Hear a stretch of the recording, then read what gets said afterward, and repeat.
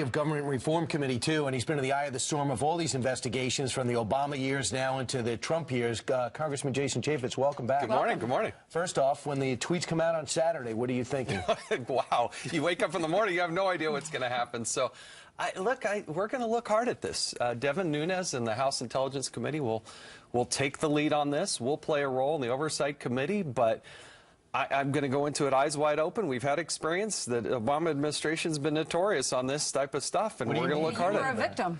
Well, yeah, look, let's remember what they did with James Rosen. Let's remember that the IRS did target, Americans based on their political beliefs.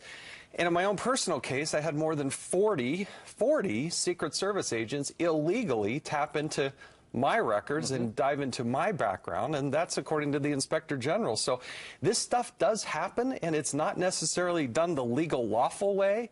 And so, yeah, we're going to take a look at it. And what happened to those agents that did that to you? Nothing. It was a one-day story, and the national media just kind of pushed it across. I'm the chairman of the Oversight Committee. 40 Secret Service agents dove into my records illegally.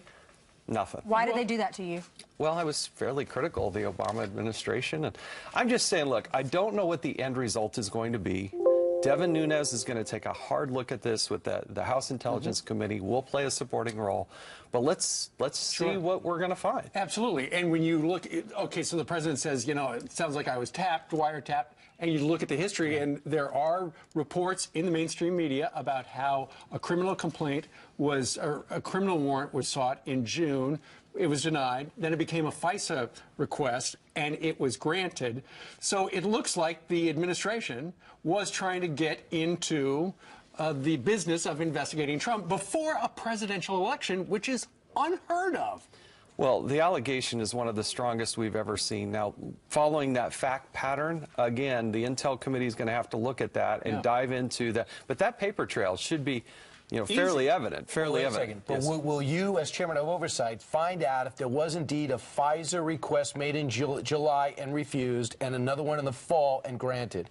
Again, House Intel will take the lead on that. We'll play a supporting role, but they will. Yeah, somehow between the two of us, we will get to the bottom of this. All right, what happens if you find out that yes, there were these FISA requests?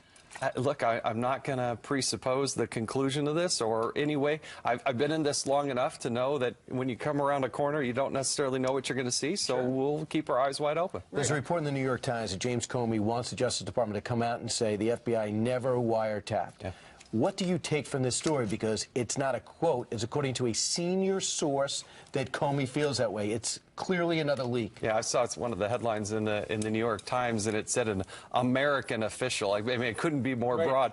I did try to contact the FBI director over the weekend. Did not communicate back. I understand that, but I do think well, look, I do think it's interesting that the Department of Justice has not officially weighed in on this yet. So.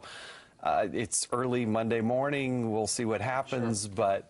Who would? Concessions do that? Because it's Russia involved. And if so, then you go to the deputy who was appointed by Obama. I don't know. We're not going to have this solved by Wednesday, but we are looking at it. And since you're in the business of oversight, how about the fact that in the waning days of the Obama administration, it sounds like they changed the NSA rules so that they could take the intel that they had and spread it all over the place, leaving 1 million landmines that are going to be blowing up for the next year to try to destroy Donald Trump. Well, look, I saw you had Tucker Carlson on earlier. He's exactly right. There are a lot of things that we need to look at.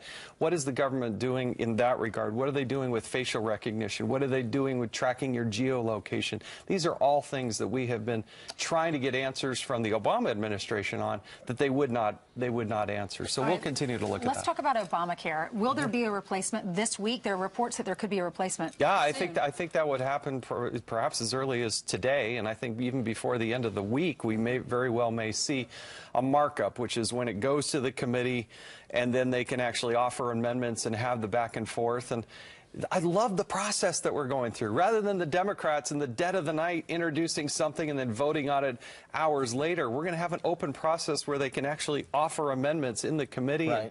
and we'll see what the conclusion is. Does it bother you that Jim Jordan, the Freedom Caucus, do not agree with what they know about Paul Ryan's plan? Does it bother you that Rand Paul feels shut out? No, well, look, Rand Paul's in the Senate. He's actually got a pretty darn good plan, which there's lots to like about. Plan? Well, there's lots to like about it, but let the process play out. What we do know is that Obamacare is in a death spiral, and for those of us that are paying higher deductibles, you have Obamacare. It's awful. It's terrible. We have such trouble finding the doctor we want to use. It costs more. We get less.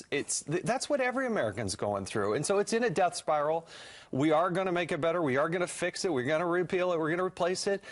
But appreciate the process where each member gets to weigh in on this, not just heavy-handed, hey, here it is, and take it or leave it. Yeah. Senator Rand Paul was upset. Over the weekend, he was on a lot of the Sunday shows talking about the fact that he was shut out of the process, and he was saying, remember when Nancy Pelosi said, we need to pass it and then we'll read it? He's saying that that's what's happening here, too. No, that's hogwash. Look, he should be focused on the Senate. What he was complaining about is the House process. But the House is going to introduce something, and we're going to go through this process, and it'll play out over the several weeks, and that's the way it's supposed to be. And then next step after that, taxes, right?